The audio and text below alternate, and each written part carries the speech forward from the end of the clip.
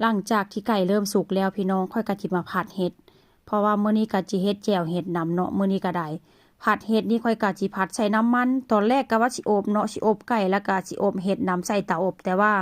เวลามันค่อนข้างจะมีน้อยพี่น้องค่อยก็เลยมาผัดมาทอดเอาว่าเช่นจ้าทั้งไก่ทั้งเห็ดหลังจากที่ผัดไปเห็ดเริ่มสุกแล้วค่อยก็จะบักเผ็ดมาใส่ค่อยก็จะเฮ็ดแบบนี้เลยเด้อพี่น้องสูตรค่อยนี่บ่มีสูตรตายตัวเนาะแล้วก็จิโรยหน้าด้วยหอมป้อมเลยว่าผักชีว่าเช่นจ้า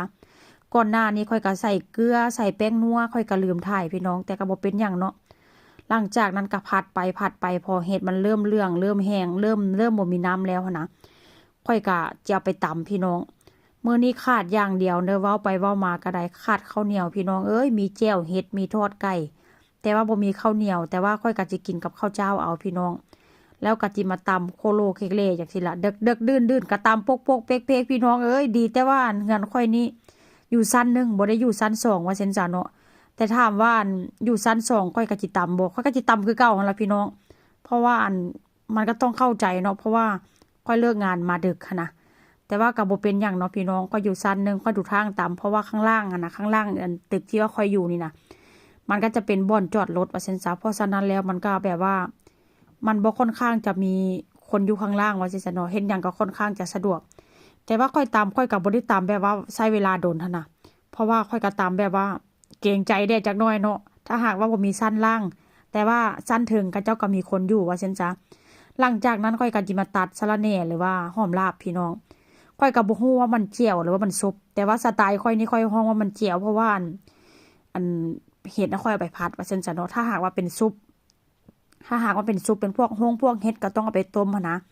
แต่ว่า มื้อนี้ค่อยเอาบักเผ็ดเอากระเทียมเอาเห็ดไปผัดหั้นนะค่อยก็คิดว่ามันแม่นแจ่วแต่ว่าสไตล์ค่อยนี้ค่อยมักใ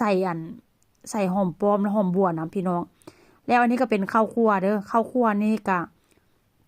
ค่อยไปเที่ยวเนาะค่อยไปเที่ยวแล้วบ่อนมันที่ว่าค่อยไปเที่ยวหั้นนะพี่น้อง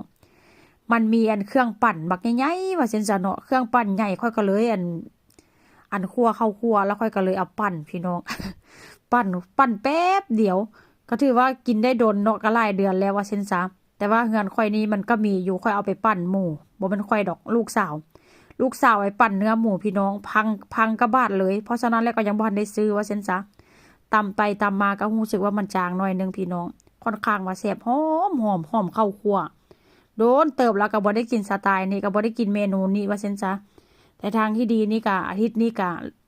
พักเวียกพักงานก็ที่ไปหาซื้อ